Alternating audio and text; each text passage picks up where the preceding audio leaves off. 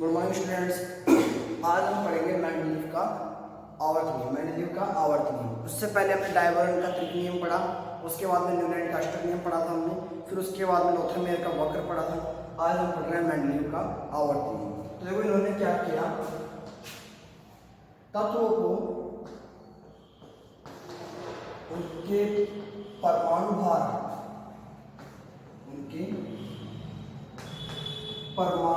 के बढ़ते क्रम में व्यवस्थित किए। बढ़ते क्रम में व्यवस्थित किया।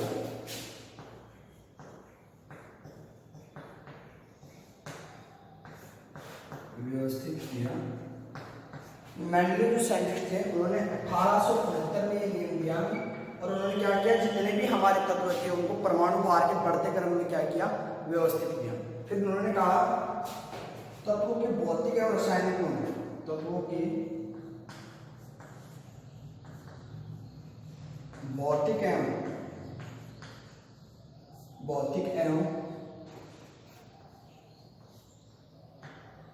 रासायनिक गुण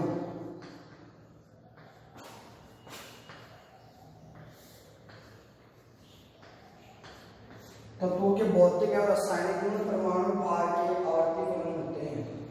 उनके परमाणु भार के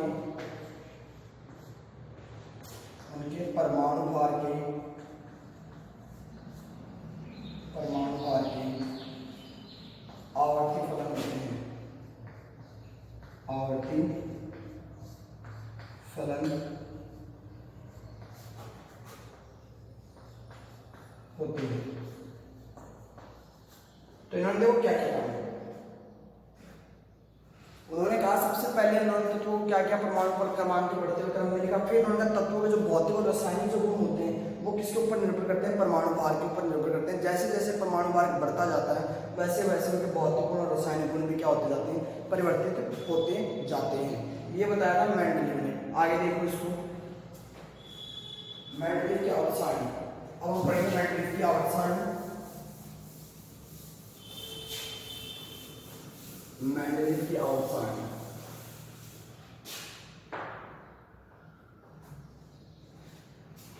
मेंडलीव की बात है, मेंडलीव की आवर्त सारणी।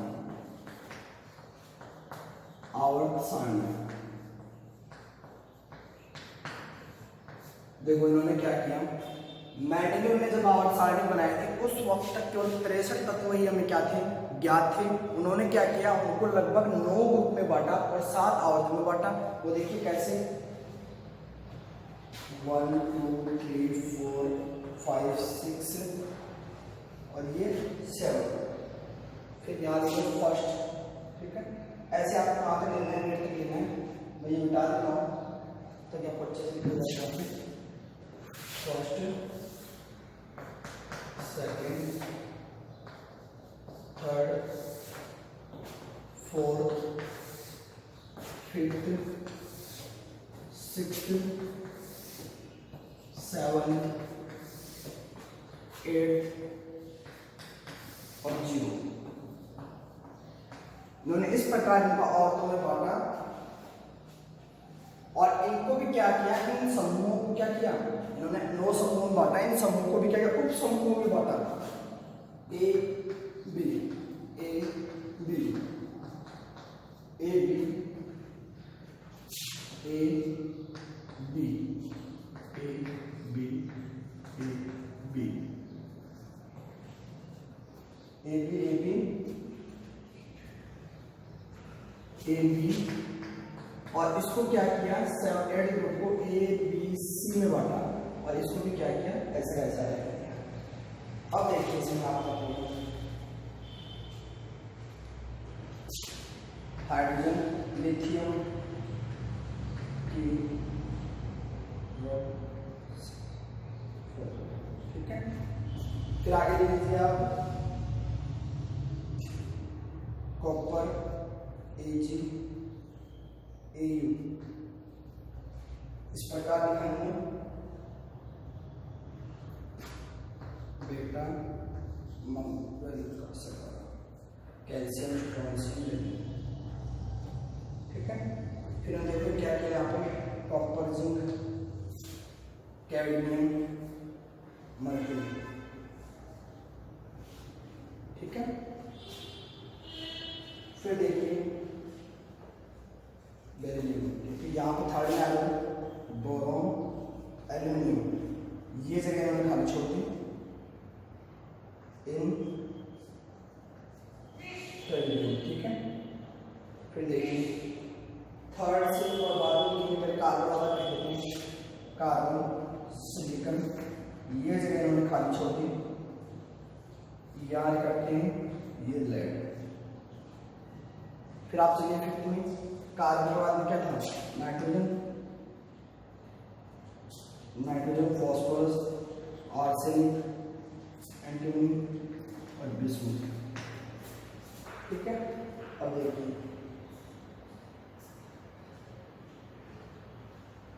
यहां से स्टार्ट करेंगे साइंस से, Sc, स्कैंडियम, यहां से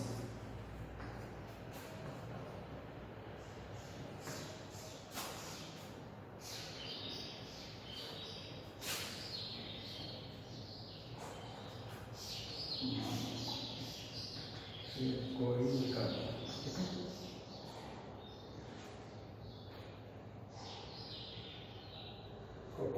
अब इसमें आ जाओ आगे, यहाँ पे मैंने लिखा था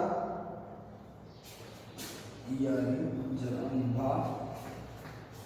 मौत तक, ये मैग्नीज था ना,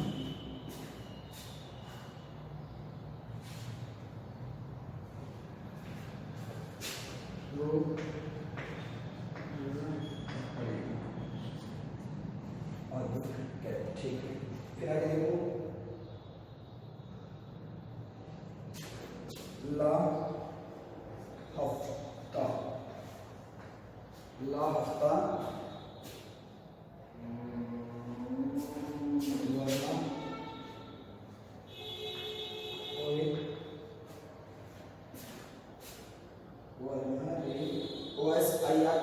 वरना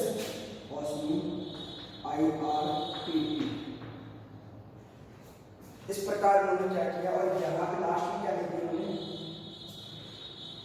यहाँ पे नंबर 1 पे लिया हीलियम, फिर नियॉन, थर्ड पे आर्गन, फोर्थ पे क्या हो जाएगा क्रिप्टॉन,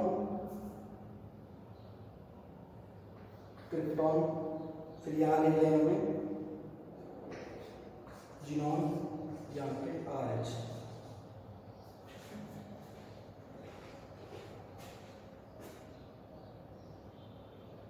फ्रेंसियम आ गया, फिर RAC, मतलब उनका लिख देता हूँ ताकि आपको कंफ्यूजन नहीं हो, ठीक है।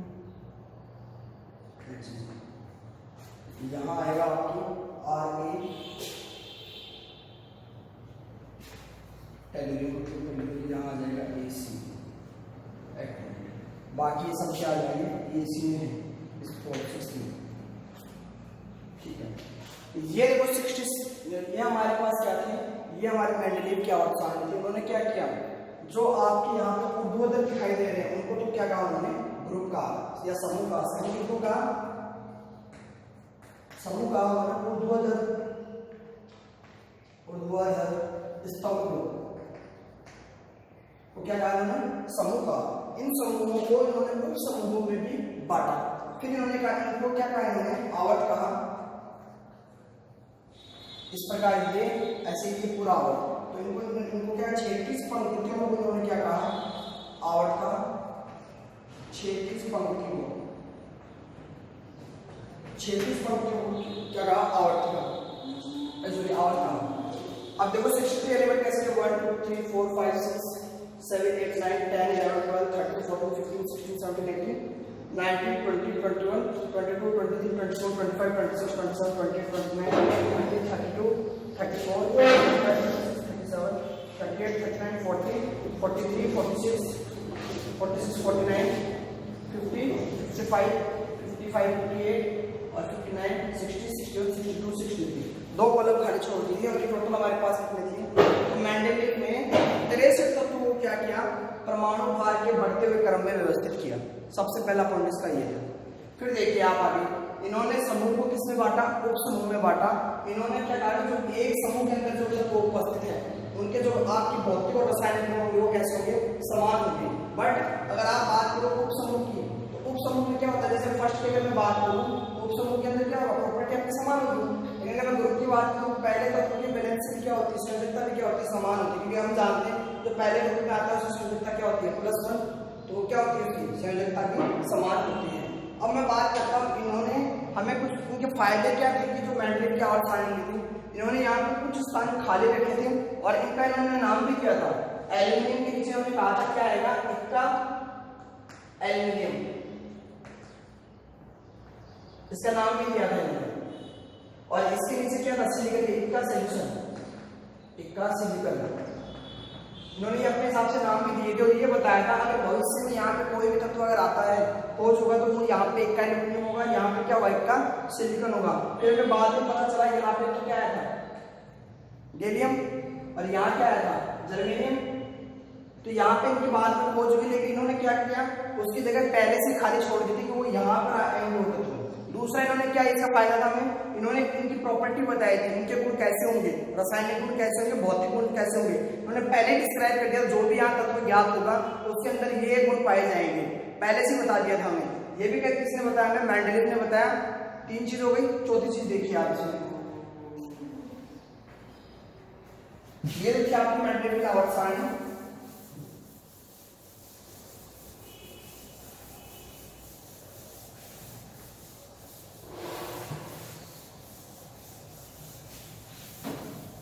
तो इसके मेरिट्स क्या है, इसकी सफलता का कारण क्या था। सबसे पहला था इन्होंने 63 तत्वों को परमाणु भार के बढ़ते क्रम में व्यवस्थित किया, बढ़ते क्रम में व्यवस्थित किया।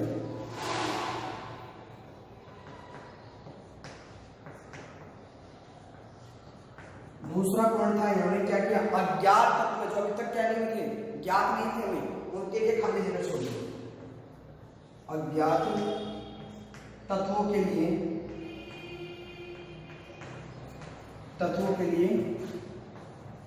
रिक्त स्थान रखा, रिक्त स्थान रखा। और उन्होंने क्या किया, अज्ञात तत्वों की पूर्व में ही उनके गुण निर्धारित कर दिए थे, उनके गुणों का निर्धारण कर दिया था, गुणों का निर्धारण कर दिया था।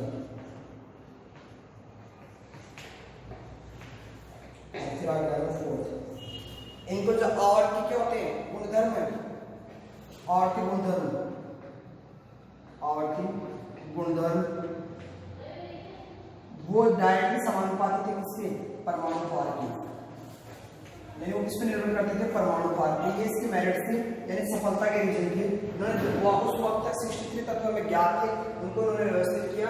कुछ अज्ञात थे, उन्होंने खाली स्थान छोड़ा, वो भी का मतलब अच्छा पॉइंट था, सफलता के लिए किया, यानी मेरिट थे।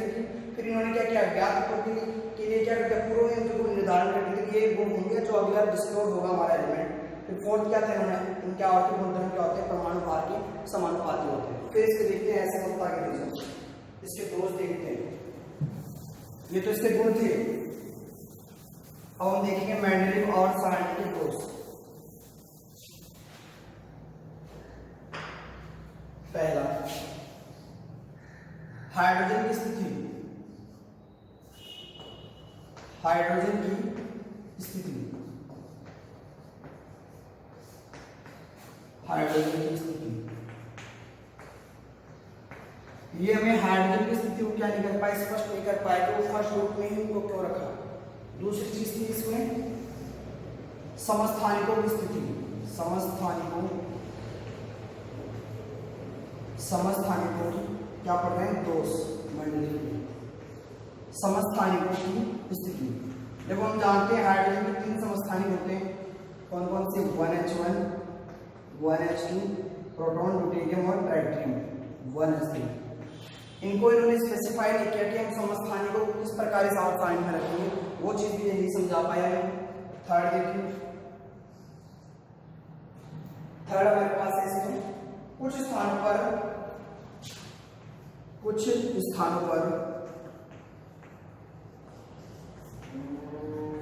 परमाणु भार की आरोही क्रम की पालना नहीं की। कैसे, वो देखिए, आपके पास एक तो था क्या, क्रिप्टॉन, एक था आर्गन, ये आर्गन और ये आपके पास क्या था, पोटेशियम। इन्होंने क्या कहा, इसका तो होता है कितना 39.94 और इसका कितना होगा 39.10। अब होना क्या चाहिए था कि जो आपका पोटेशियम था वो पहले आना चाहिए था परमाणु क्रमांक के बढ़ते क्रम के अनुसार, लेकिन जबकि इन्होंने क्या किया, आर्गन को अपनी आउटसाइड में पहले रखना किसको चाहिए था, पोटेशियम को, तो इसका परमाणु भार क्या था, इसकी तुलना में कम था, तो पहले पोटेशियम आना चाहिए था, बाद में आर्गन आना चाहिए था। ऐसे इन्होंने लिया कॉपर और निकल। कॉपर का इन्होंने लिया 58.94, कॉपर में कोबाल्ट 58.94, निकल का लिया इन्होंने 58.74। अब यहां पे हमने देखा कि जो निकल का जो परमाणु भार था वो क्या था, कोबाल्ट की तुलना में क्या था, कम था, लेकिन फिर भी इन्होंने क्या किया, कोबाल्ट को पहले लिखा और निकल को बाद में लिखा। यानी कुछ स्थानों पर उसने अपने ही द्वारा जो क्रम लिया था परमाणु भार का बढ़ता क्रम, उसका पालना नहीं की। ये हमारे 3 हो गए पॉइंट। चौथा दोस्त देखिए,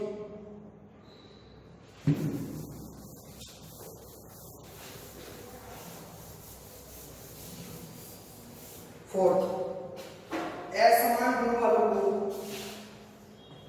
असमान गुणों वालों को एक ही वर्ग में रखा,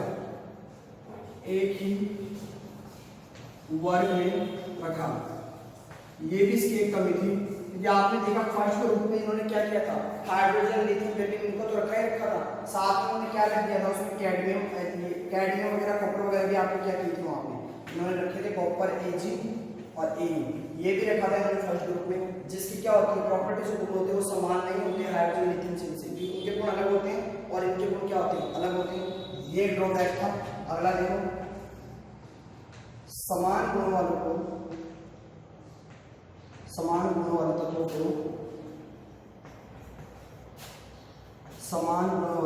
को अलग अलग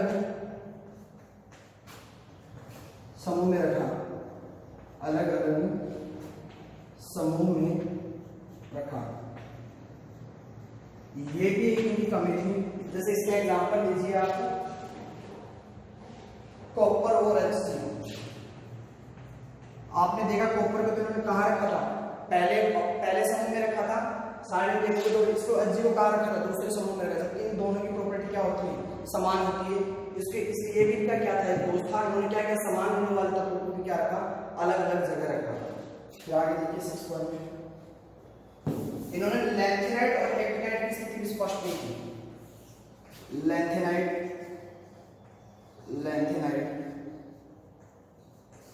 एवं एक्टिनॉइड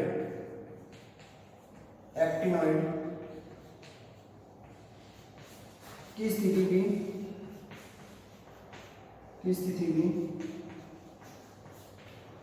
स्पष्ट नहीं की।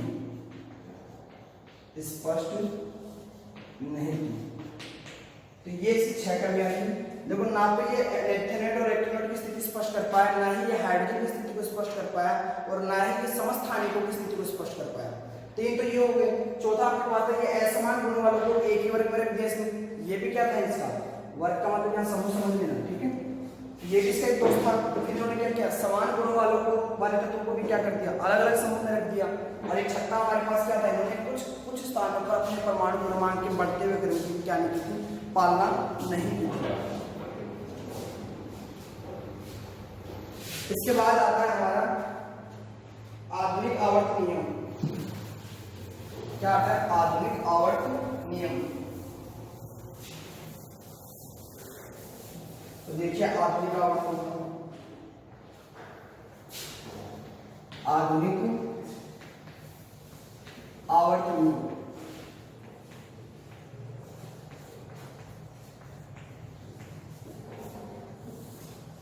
देखो आधुनिक आवर्त नियम को समझाने के सबसे पहले साइंटिस्ट है मोजले। इन्होंने समीकरण दी हमें रूट न्यू ए जेड माइनस बी, ये समीकरण हमें किसने दी थी, मोजले दी थी। अब देखिए इसमें क्या था, ये जो म्यू था आपके पास, ये एक्स किरणों की आवृत्ति थी। क्या थी, एक्स किरणों की आवृत्ति, एक्स किरणों की आवृत्ति। और जबकि आपके पास ए और बी क्या थे, स्थिरांक थे। और जेड आपके पास क्या था, परमाणु क्रमांक।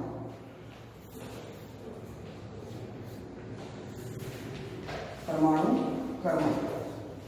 इन्होंने कहा कि जो एक्स किरणों की आवृत्ति होती है वो डायरेक्टली समानुपाती होती है किसके साथ, परमाणु क्रमांक के साथ।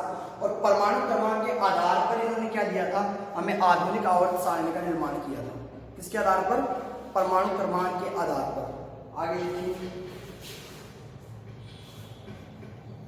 बस इन्होंने कुछ नहीं, एक एक्सपेरिमेंट किया था, वहां पे क्या नहीं थी, धातु नहीं थी, उसमें एक्स किरण की बौछार की थी।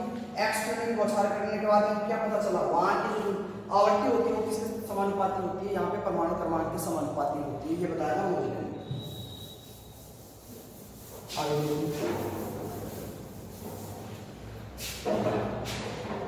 तो इन्होंने क्या कहा, तत्वों के भौतिक गुण, देखो हमने मेंडलीव की आवर्त सारणी पढ़ी थी, वहां पे तत्वों के भौतिक और रासायनिक गुण क्या थे, परमाणु भार के आवर्त फलन थे। और यहाँ पे क्या हुआ, तत्वों के भौतिक एवं रासायनिक गुण, रासायनिक गुण